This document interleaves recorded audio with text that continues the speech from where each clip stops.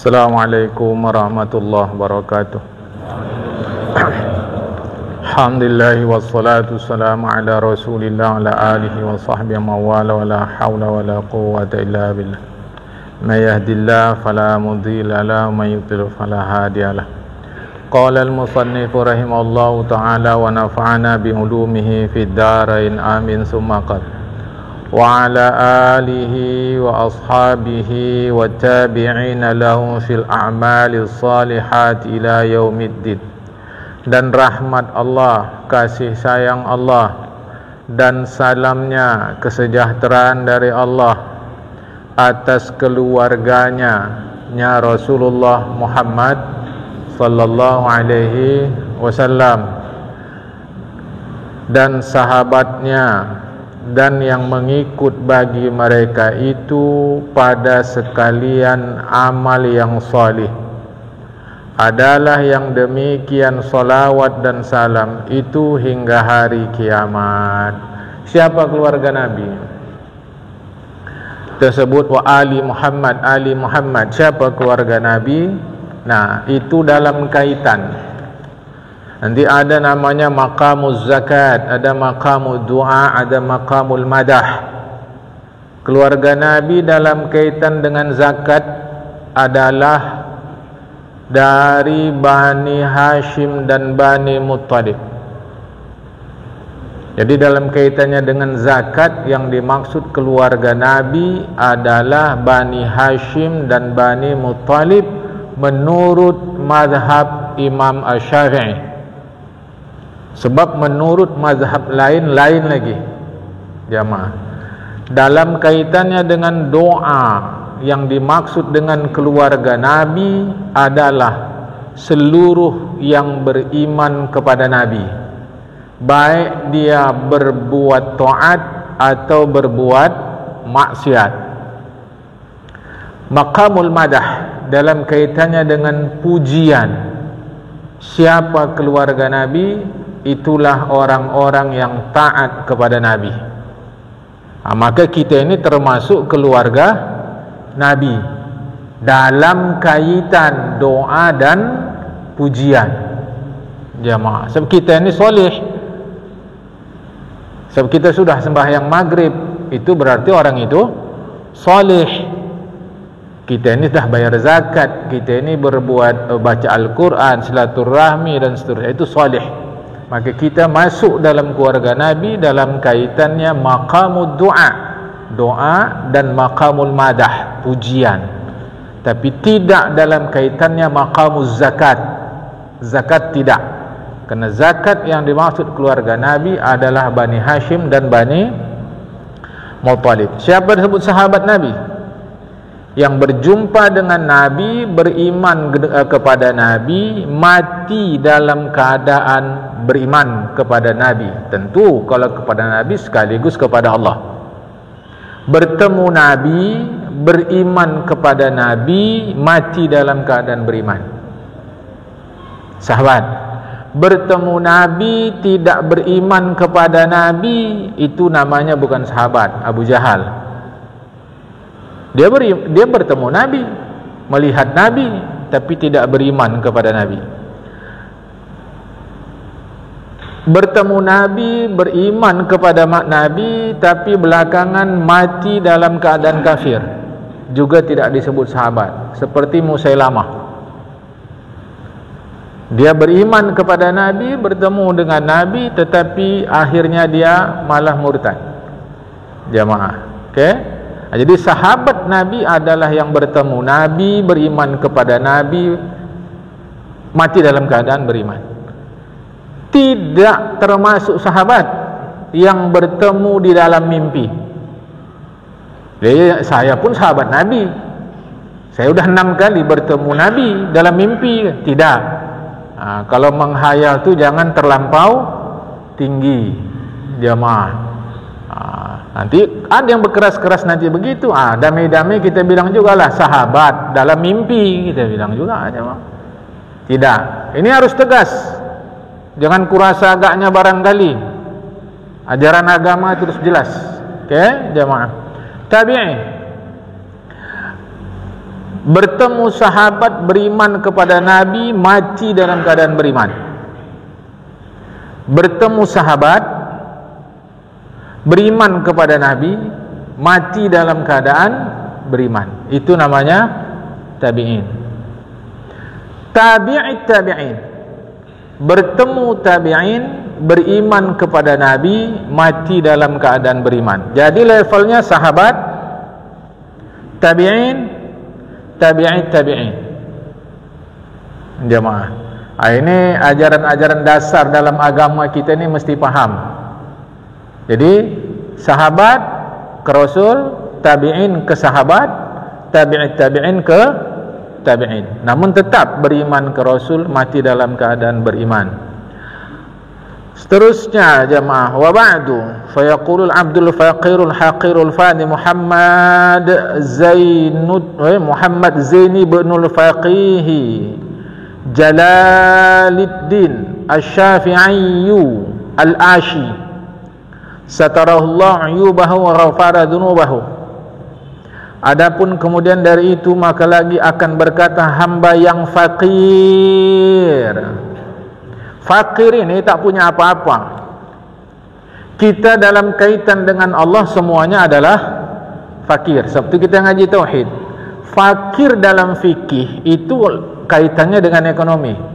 Jadi nanti kalau kita bincang bab zakat, siapa yang berhak dapat zakat? Fakir, miskin. Itu tak sama maknanya dengan fakir yang sedang kita bincang. Sebab itu babnya bab fikih, sedangkan ini bab tauhid. Siapa fakir? Siapa saja selain Allah. Jadi arti fakir itu perlu. Berkata hamba yang fakir yang hina. Jangan sempat merasa diri hebat. Kalau enggak aku, enggak bisa kalian. Jangan lantam kali. Kita enggak bisa apa-apa nih jemaah. Aku terang-terang aku bilang sampaikan kaji ini. Kita ini hina. Ya kan separuh Masjid Al-Hikmah ini dananya dari aku nih. Bila dicabut Tuhan aja sikit napas engkau tu dah tak bisa apa-apa engkau. Lantam jemaah, separuh Masjid Al-Hikmah ni saya membiayainya. Kasih Tuhan sakit perut aja dah tak bisa apa-apa jemaah. Lantam-lantam kali. Kita ini hina semua ni. Ya, enggak ada hebat-hebatnya. Jemaah jangan sok terima nasihat orang, rendah hati kepada orang. Ulama yang dah begini hebat saja mengaku dirinya hina, lagi fana, binasa. Kita ni adanya diadakan, adanya kita pun pinjam, tapi tebuk dadanya bukan. Enggak tahu kau siapa aku? Tahu? Kata awak. Camat? Kata awak. Calon mati? Tersinggung. Dibilang calon mati tersinggung. Jadi calon apa kita ni jemaah? Ayo ngacung yang enggak mati. Enggak ada yang berani ngacung. Ngacung yang enggak mati. Nah, tu dibilang calon mati tersinggung. Itu macam mana aja? Lantam kali. Lantam. Tahu kok? Ya Allah. Hati-hati jemaah. Sekejap Allah bisa habiskan.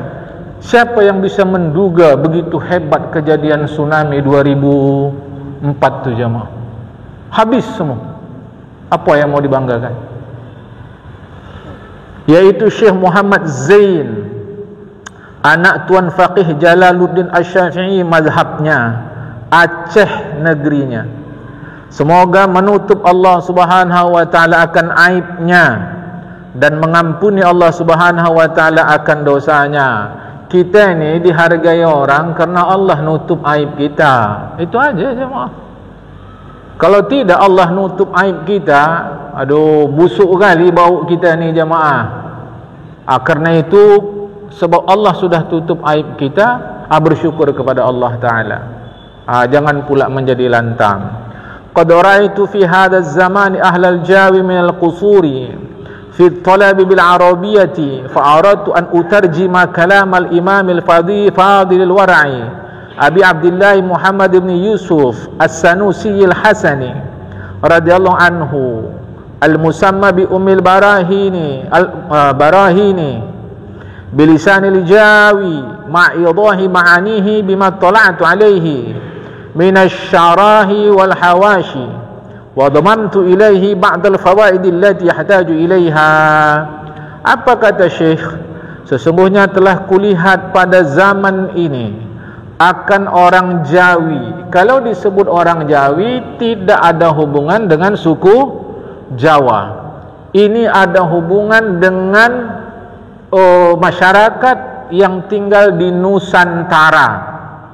Mana Nusantara? Kalau cara sekarang, Indonesia, Singapura, Malaysia, Thailand, Brunei, Filipina. Ini disebut namanya Nusantara, negeri di bawah angin. Jadi nanti satu-satu ketika kitab-kitab Arab Melayu ini menyebut negeri di bawah angin. Itulah maksud yang kita sebut tadi itu jemaah. Jadi jangan hubung-hubungkan dengan suku Jawa. Tidak. Ini seluruhnya yang tinggal di daerah itu. Jadi kata Tuan Syekh, aku lihat pada zaman ini akan kurang orang Jawi. Aku lihat pada zaman akan orang Jawi daripada kesingkatan. Singkatnya apa maksudnya ini? Artinya daripada akal. Artinya kurang mampu pada belajar dengan bahasa Arab. Jamaah, kita harus lapang hati, rendah hati. Agama ni tak bisa tidak, dia mesti paham bahasa Arab. Maka aku menerjemahkan akan karangan imam yang lebih lagi warak. Imam yang lebih, imam yang utama lagi warak. Apa warak? Warak ni kalau kita sebutkan, suka yang terbayang dalam fikiran kita, warak ini bajunya lusuh, sandalnya selopnya jelek, rumahnya tepas. Bukan itu jamaah. Warak itu dari paling rendah sampai paling tinggi. Paling rendah, warak itu tidak terhubung dengan yang haram. Itu warak paling rendah. Arti warak ini menjaga diri, terpelihara. Itu warak. Warak yang paling rendah ketika dia tidak terhubung dengan yang haram. Naik sikit. Tidak terhubung dengan yang syubhat. Lebih tinggi. Atau yang paling tinggi, yang halal sebatas perlu. Itu warak jemaah. Jangan dipahamkan warak ini kalau ada ustaz mengisi pengajian, kemari dia pakai mobil, kita sebut tak warak lagi. Tak begitulah jemaah. Jadi kita suruh satu jalan kaki saja. Tidak. Warak itu tidak terhubung dengan yang haram, paling rendah. Agak tinggi, tidak terhubung dengan yang syubhat. Paling tinggi, yang halal sebatas perlu. Berapa perlu dia halal, diambil. Kita mengisi pengajian tinggal di Jakarta sana, itu kalau tak punya mobil payah itu jemaah. Susah itu. Lantas karena ada dia di sana, dia punya mobil, kita bilanglah dia ustaz dunia. Tak ada warak-warak ini lagi. Jadi mau kau kalau di Jakarta sana naik angkot dia. Kapan dia lagi harus sampai di tempat pengajian kita? Dia sampai awak dah pulang. Hati-hati jemaah. Warak itu tidak terhubung dengan yang haram, tidak terhubung dengan yang syubhat, yang halal sebatas perlu. Karena sahabat Nabi kaya-kaya. Mana yang kaya? Yang miskin ada juga. Seperti Abdurrahman bin Auf. Abdurrahman bin Auf waktu meninggalkan warisan, di antaranya 4 kuintal emas. 1 kuintal berapa kilo? 400 kilo emasnya. Kurang apa kayanya itu jemaah? Awak nak minang gadis 10 gram, mahar kan 10 gram. Jadi kalau 4 kuintal berapa banyak gadis yang awak bisa nikahi itu? Dulu jamaah, ayolah. Adakah kita lebih paham agama ini daripada para sahabat? Abdurrahman bin Auf, satu di antara 10 sahabat yang dijamin masuk surga. Bagusan kita rupanya dari mereka. Ini mau hati-hati jemaah. Saya bukan katakan tak ada ulama yang memilih hidup miskin. Ada. Contoh Syekh Hasan Al-Basri, itu anak orang kaya, bangsawan, tapi belakangan dia memilih hidup miskin. Ada. Pilihan itu terpulang pada kita, tapi paham yang mau kita sampaikan. Jangan terpahamkan wara itu bajunya lusuh-lusuh, rumahnya reot-reot. Itu bukan wara, itu merana tu. Cocok dapat PKH kalau itu. Oh, PKH, program keluarga harapan. Jangan salah faham nih. Ya, agama ni cantik kali, jatuh ke kita kadang-kadang jadi centang perenang. Jadi aku terjemahkan karangan imam yang lebih lagi warak, yaitu Syekh Abu Abdillah, kunyahnya. Orang Arab itu kalau pakai nama banyak kali, ada nama, nanti ada kunyah, ada laqab, baru nanti ada namanya. Kunyah itu artinya yang pakai pak dan bu. Misal Ummu Jamilah, bukan, ya Ummu Jamil, misal kata Ummu Jamil, Ummu Salamah, Abu Bakr, Abu Hafs. Itu namanya kunyah. Dan ini dipakai juga di Indonesia, ditiru. Contoh, anaknya namanya Butet, mamanya Mak Butet. Anaknya Badu, ayahnya Pak Badu. Ini meniru Arab. Anaknya Al-Qasim, ayahnya Abul Qasim sallallahu alaihi wasallam. Itulah Rasulullah. Maka salah satu nama Rasulullah itu Abul Qasim, padahal sebetul itu bukan nama. Itu namanya kunyah, yang megang kitab. Kunyah itu artinya kalau pakai pak dan bu atau mak. Kalau bahasa Arabnya abu dan ummu. Seperti Abu Hurairah itu bukan nama jemaah, kunyah. Nama dia bukan Abu Hurairah. Abu Bakar itu bukan nama, itu kunyah. Namanya bukan itu. Ya. Muhammad namanya. Siapa Muhammad? Muhammad namanya. Ayahnya anak Yusuf. Sanusi nama negerinya. Di Indonesia Sanusi nama orang. Di Arab Sanusi itu nama negeri. Jamaah biasalah itu ya. Tapi asal jangan fatal kali. Asal jangan fatal. Contoh Maisarah, itu nama perempuan, nama laki-laki. Jangan jadikan nama perempuan. Tapi di Indonesia Maisarah operasi kelamin dia, jadi perempuan. Padahal di Arab Maisarah nama laki-laki. Sebab di Indonesia ini ada paham kalau belakangnya berarti perempuan. Contoh Khadijah, Fatimah, Aisyah. Ya, kataku kalau pakai perempuan, Hamzah macam mana pula? Paman dari Rasulullah. Jadi untuk yang akan datang, kalau kita nikah ada anak, jangan lagi perempuan kasih nama Maisarah. Maisarah itu nama laki-laki. Siapa Maisarah? Orang kepercayaan Khadijah untuk menjalankan bisnisnya. Ini supaya jangan salah faham lagi. Ya. So kita ini se-Arab jadi nama anak. Ini dari Al-Quran nih pak, nama anak saya. Siapa namanya? Jahannam. Kan Quran tuh. Jangan bilang enggak ada. Jangan bilang enggak ada. Tapi tak aku sebutlah nama di sini, kurang elok. Tapi nama neraka nama kakak itu. Tak elok, memang dari Quran. Makanya kalau kita mau ngasih nama anak, nama cucu pakai bahasa Arab, tanya orang yang ngerti bahasa Arab. Siapa namanya? Mazbalah, pantas bau. Tong sampah, mazbalah tong sampah.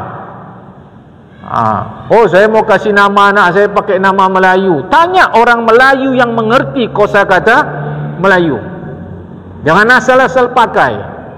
Jamaah. Ini Sanusi nama negerinya, Hasani bangsanya, yang ridholah Allah daripadanya, yang dinamai karangannya Ummul Barahin, Ummul Barahin adalah kitab dasar dalam ilmu tauhid mazhab Asy'ari. Kitab ini tipis saja, tapi diuraikan sampai bertingkat-tingkat jamaah. Ada tingkat dasar, ada tingkat menengah, ada tingkat tinggi. Itu Ummul Barahin. Ummul Barahin itu kitab dasar bahasa Arab. Syarah, arti syarah uraian terhadap kitab itu aneka ragam. Ada dari tingkat dasar, ada tingkat menengah, ada tingkat tinggi. Itu belajar ilmu kalam. Ya. Seterusnya aku terjemahkan dengan bahasa Jawi, serta aku nyatakan maknanya dengan barang yang aku lihat akan dia pada setengah daripada beberapa syarah. Syarah itu artinya uraian. Jadi aku menerjemahkan ini pun, ku tengok kitab-kitab uraian yang lain untuk menerjemahkan ni tak sembarangan. Begitu kira-kira jemaah. Dan setengah daripada beberapa hasyiah. Hasyiah catatan kaki, catatan gini. Misal ni, perhatikan ni jemaah. Inilah dia ni, matan. Matan tu kitab dasar. Lantas matan ni diuraikan panjang lebar. Itu namanya syarah. Tapi kadang-kadang tak begitu. Ada satu dua kosakata yang harus dijelaskan. Kalau tak dijelaskan orang bisa salah faham. Itu namanya hasyiah. Jemaah ya. Jadi ada matan, ada syarah, ada hasyiah. Dan kitab tu berperingkat-peringkat jemaah. Ya. Baik. Dan aku himpunkan kepadanya setengah daripada beberapa faedah yang berkehendak kepadanya, ditambah lagi oleh Tuan Syekh yang lain-lain ke dalam terjemahan ni, kerana kita memerlukan ilmu. Lantas apalah supaya apa dibuat beliau begini, menerjemahkan cara begini ni? Liyantafi'a bihil mubtadi'una wa sammaituhu bidayatal hidayati. Karena memberi manfaat dengan dia segala orang yang baru belajar. Jadi kita ini dipandang sebagai baru belajar jamaah. Supaya dapat manfaat orang yang baru belajar, aku namai akan dia kitab ini Bidayatul Hidayah. Bidayatul Hidayah. Nanti ada itu yang tersinggung. Jadi dianggapnya awak macam baru ngaji aja ni. Awak dari dulu dah ngaji-ngaji. Kalau ulama dah bilang begini, eloklah kita rendah hati. Aku membacakan jamaah, di kitab tu ada tanda orang berilmu itu dia rendah hati. Ini air, dia tak akan mengalir ke tempat yang rata. Takkan. Apalagi tempat tinggi. Dia mau mengalir ke tempat rendah. Kasih Allah untuk berikan ilmu kepada dia atau kepada seseorang tak akan dapat kalau orang itu tinggi hati. Cahaya kasih Allah tak akan Allah berikan kepada seseorang kalau tinggi hati. Perlu rendah. Ngaji apa kalian ni? Bab wudu. Aku dah belajar tentang wudu. Aku lagi belajar. Tinggi hati, takkan datang kasih Allah kepada dia ni. Ini supaya faham jamaah. Sebab ada yang begitu masyarakat ni. Siapa yang ngajar tu? Si Pulan. Si muda lagi usahlah malah datang. Ada. Siapa yang ngajar tu? Ada titelnya sarjana hukum Islam. Aku dah bertitel-titel ni payah usahlah. Tengok. Kita tak tengok itu semua. Yang kita tengok majlis ni majlis ilmu. Selama kau keluar dari rumah niatmu menuntut ilmu ikhlas kerana Allah, Allah akan bangun jalan untukmu ke dalam surga. Lantas selama kau berada di dalam majlis ilmu itu, seluruh makhluk di darat, di laut minta ampun kepada Allah untukmu. Malaikat menaungkan sayapnya untuk orang-orang yang ada di dalam majlis itu. Kurang apa lagi jemaah? Hati-hati, jaga hati, jangan sombong. Jangan sombong jemaah. Dan aku Nabi ja'alahallahu khalisatan liwajhil karim, telah menjadikan Allah Subhanahu wa taala hal keadaannya tulus ikhlas bagi zatnya yang maha mulia, bijahi sayyidina Muhammadin alaihi afdhalus salati wa atamut taslimi, dengan kebesaran penghulu kita Nabi Muhammad yang terafdal mengucap salawat dan terutama mengucap salamlah kita kepadanya. Ikhlas. Ikhlas ni 3 peringkat. Yang paling tinggi mengharap ridha Allah Ta'ala. Aku bagi tahu dulu nih supaya jelas jamaah. Sudah pernah terangkan ini ikhlas nih? Belum? Di majlis kita ini belum? Ikhlas itu asal terhubung ke Allah, itu namanya ikhlas. Itu saja jamaah. Asal terhubung ke Allah namanya ikhlas. Nah, ibadah kita ni kata Imam Nawawi ada 3 model. 1, ibadah kita ni model karyawan, garis miring pekerja. Dia kalau ada bosnya takut, kalau tak ada bosnya hantam kromo kerja. Ada ibadahnya modelnya seperti ini, takut sama neraka. Jamaah, ngeri juga masuk neraka ni, kon tanggung apinya ni. Ini ikhlas. Ini ikhlas. Karena tempat cuma 2. Kalau tak surga, neraka. Takut dia sama neraka, berarti mau masuk ke dalam surga. Ini ikhlas. Ada ibadah model tajir, pedagang. Apa watak pedagang? Modal kecil untung besar. Apa contoh? Apa fadilatnya kalau puasa ini? Apa fadilatnya kalau begini? Padahal fadilat itu jauh lebih hebat dari ibadah yang dia kerjakan. Dari siapa fadilat itu dapat? Dari Rasulullah. Ini juga disebut ikhlas. Jadi ibadah model pekerja, ibadah model pedagang, ada ibadah model budak. Di sini susah mencontohkannya, kalau di Jawa mudah jamaah. Itu budak itu cara mencontohkannya supaya kita faham, itu seperti pegawai keraton, abdi dalam. Kita di sini ada istana, tapi tak nampak lagi pekerjanya jamaah.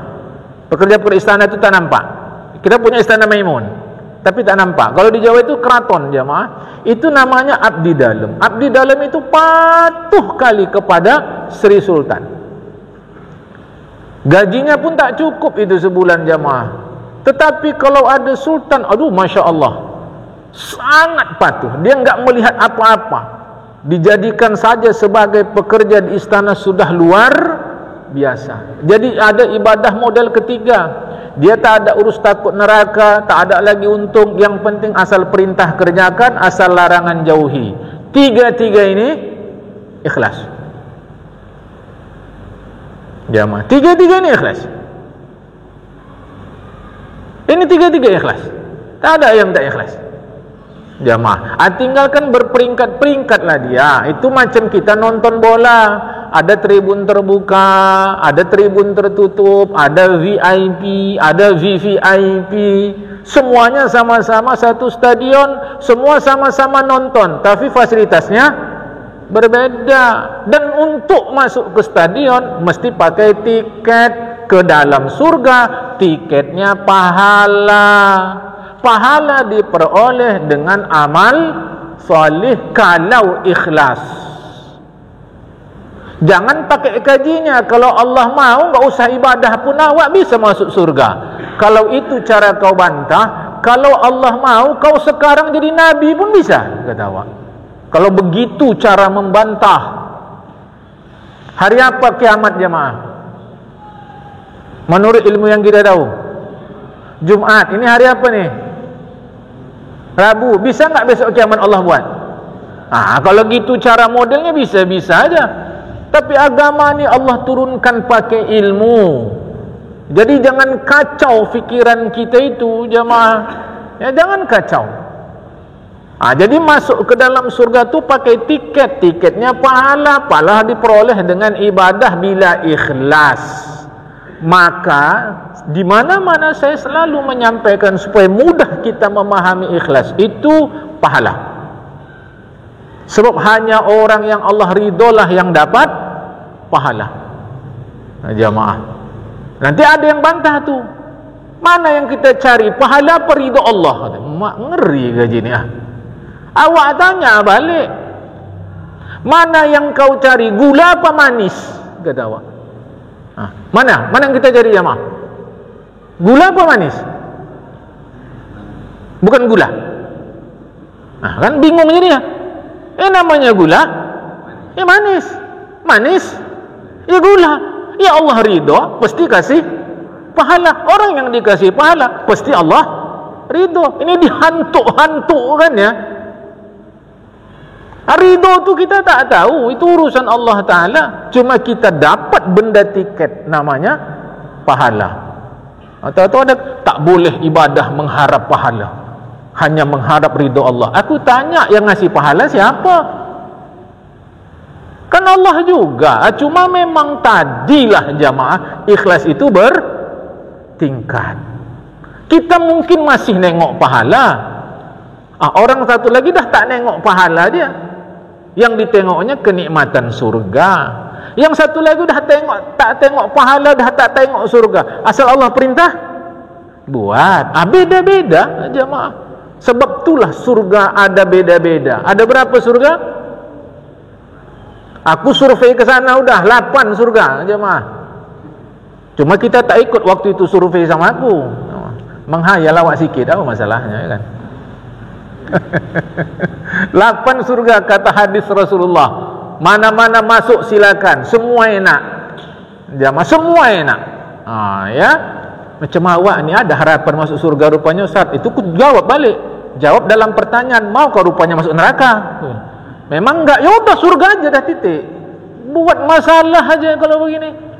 Awak ni amal sikit Ustaz, manalah masuk surga. Masuk neraka kau. Jumpa kau nanti Fir'aun, Namrud, Iblis, awak kata awak. Tak maulah awak, udah masuk surga. Enggak usah kau buat pertanyaan gitu. Masuk Isa, buat Isa. Ada duit sedekah.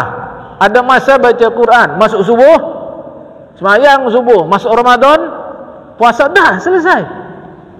Kadang-kadang buat pertanyaan ngeri. Manalah kira-kira awak ni entah masuk entah tidak dalam surga. Kau tak mau masuk, yang mau masuk, udah masuk lah, titik habis, titik bes. Jamaah, aku kalau model aku, kalau antara kita ada yang tak mau masuk surga, kasih sama aku pahala tu cepat, biar ku ambil tu, aku yang masuk. Jamaah, ya tapi kan awak tak tahu. Siapa yang tahu? Mana ada yang tahu? Cuma kita berharap dengan usaha kita waktu kita ada di dalam dunia ni. Jamaah, baik, saya teruskan. Wala haula wala quwata illa billahil aliyil azim. Tiada daya pada berbuat maksiat. Maksudnya tiada daya jauh dari berbuat maksiat, dan tiada upaya pada berbuat taat. Jadi la haula wala quwata maknanya tiada daya jauh dari maksiat, wala quwata tiada upaya berbuat taat. Itu sasaran kalimat tu jamaah.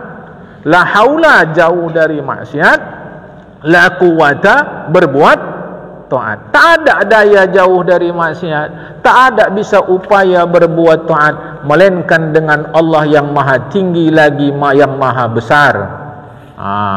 Semua kita ni sebab izin Allah. Oleh kerana itu jamaah sekalian, tidak ada hak kita sepele kepada orang yang berbuat maksiat. Tidak ada hak sama sekali. Sebab apa? Kita bisa jauh dari maksiat, kita bisa berbuat taat sebab Allah Ta'ala izinkan kita. Jangan sepele kepada orang yang berbuat maksiat. Jangan sepele. Mudah kali semua itu berubah. Berapa banyak orang solih akhir hayatnya bukan hanya berbuat maksiat, tapi malah dia jadi murtad. Berapa banyak orang yang demikian jahat, akhir hayatnya menjadi alim besar, malah kekasih Allah Ta'ala. Kita tak tahu. Maka kalau nampak kita orang buat maksiat, doa cepat agar Allah tetapkan hidayah itu untuk kita sampai akhir hayat, agar Allah beri hidayah. Bukan malah dijengkali.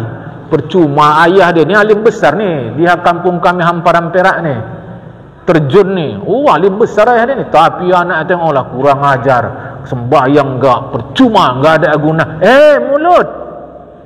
Mulut kita tak pernah tahu apa yang akan terjadi. Enggak pernah tahu kita jemaah.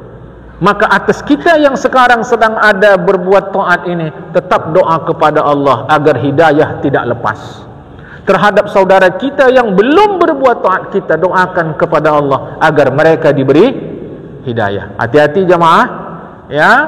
Dah, kita mulai. Sebelum diteruskan, ada hal yang mau disampaikan. Awak kasih masa bertanya, tak ada bertanya. Tak dikasih masa bertanya, payah ngaji sekarang ni. Bertanya pun payah awak. Serba salah.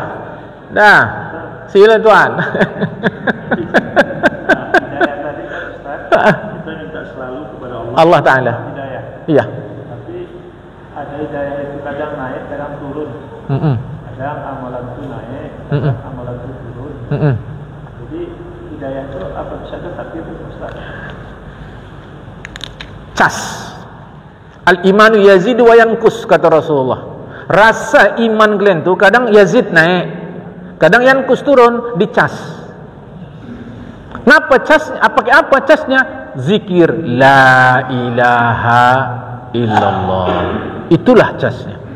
Dengan catatan kata para ulama, mungkin di kitab kita ini pun ada nanti di ujung-ujung, pahamkan kandungan kalimat la ilaha illallah itu.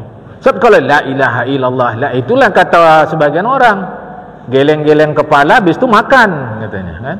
La ilaha illallah, orang Islam la ilaha, habis la ilaha makan kata dia jemaah. Macam tempoh hari sebahagian tu kalau zikir la ilaha illallah macam pakai kereta model lama, pakai gigi dia. Gigi satu la ilaha illallah, gigi dua agak cepat dia tu. La ilaha, nanti gigi empat. Apa ni jemaah? Jadi casnya adalah la ilaha illallah, kata Rasulullah. Lantas ulama menjelaskan, pahamkan kandungan kalimat la ilaha illallah itu untuk naikkan iman. Tetapi Abdullah Al-Antakiyah satu kota yang ada di Syria, memberi nasihat supaya iman itu bagus dia. Ingat lagu-lagu itu, tombok hati ono 5 perkara ni.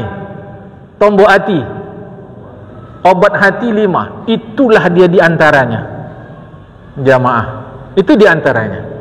Apa diantara yang 5 itu? Kawan sama orang-orang soleh. Ini orang soleh ni semua ni. Ini soleh. Sebab kita sudah solat maghrib, kita sekarang sedang ngaji. Apa tak soleh ini? Kawan sama orang-orang soleh. Ini diantaranya. Diantaranya utang loro atau apa bahasa Jawanya itu? Perut kosong. Maksudnya perut kosong ni rajin puasa. Diantaranya bangun malam, tahajud. Diantaranya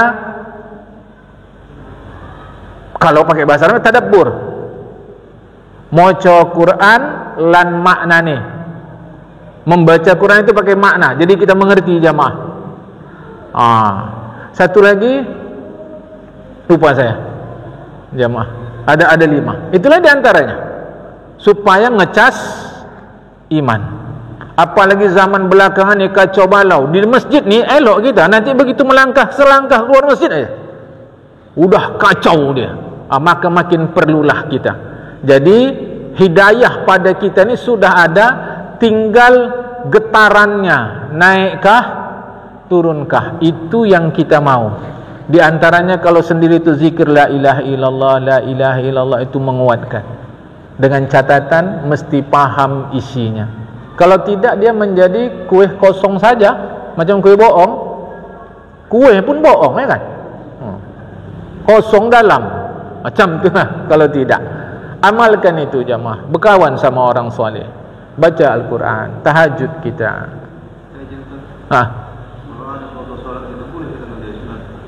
Tengok sebab. Keempat mazhab sepakat wajib qada solat. Itu dulu. Nah, ketika kita dulu meninggalkan solat itu sengaja atau tidak? Yang tidak sengaja itu bisa lupa, bisa tertidur. Maka kalau kita lupa atau tertidur, tidak wajib segera qada.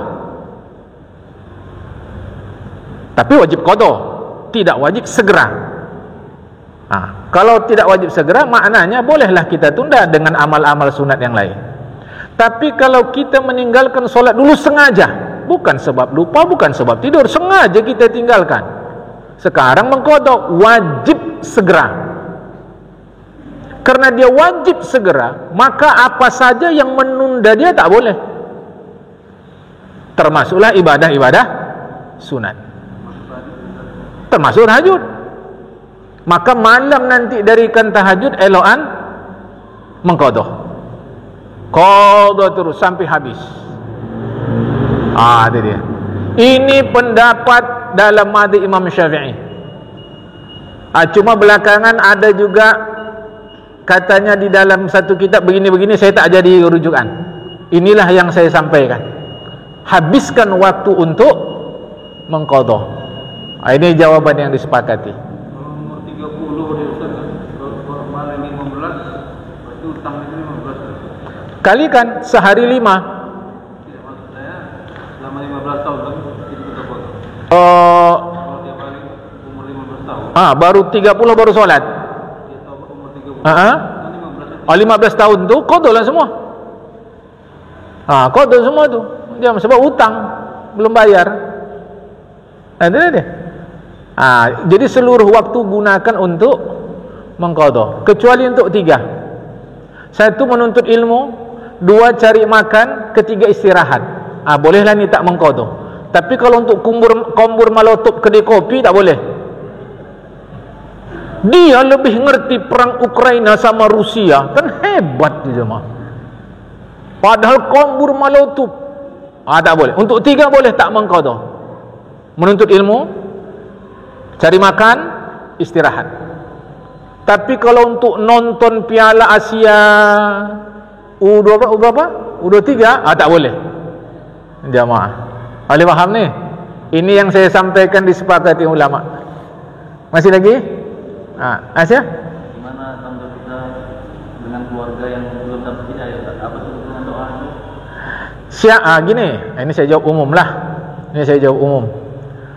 Tidak ada siapa yang bisa memberi hidayah kepada siapapun. Itu harap diingat, kerana hidayah milik Allah, termasuk Rasulullah Muhammad SAW. Maka urusan kita adalah menyampaikan. Sampai kapan? Sampai kita mati atau sampai dia mati. Itu prinsip. Caranya, saya tak bisa jawab. Cara bergantung masing-masing. Apakah mesti setiap hari kita sampaikan? Apakah setiap bertemu kita sampaikan? Apakah mesti kita ngomong? Itu cara.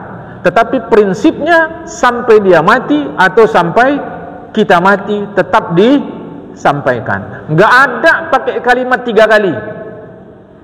Pokoknya aku sampaikan 3 kali, ya udah. Dia macam baca Subhana Rabbiyal A'la. Dan 3 kali udah enggak ada. Tapi jangan jadi beban. Jangan jadi beban. Sebab apa? Urusan kau menyampaikan. Itu Allah ke Rasulullah tu. Rasulullah asal pulang dakwah sedih. Rasulullah pingin umatnya segera dapat hidayah. Ditegur Allah, in alaika illal bala. Tak ada urusan kau kecuali hanya menyampaikan. Itu maka saya bilang tadi, jangan jadi beban, tapi sampaikan terus sampai. Cara saya tak bisa jawab. Karena itu kan harus saya tahu langsung lah orangnya macam mana segala. Tapi yang penting prinsipnya itu. Tapi jangan jadi beban. Oke? Sudah? Masuk Isya sudah jamaah. Mudah-mudahan saya baik, kita semua baik. Tetap rendah hati, jangan ribah.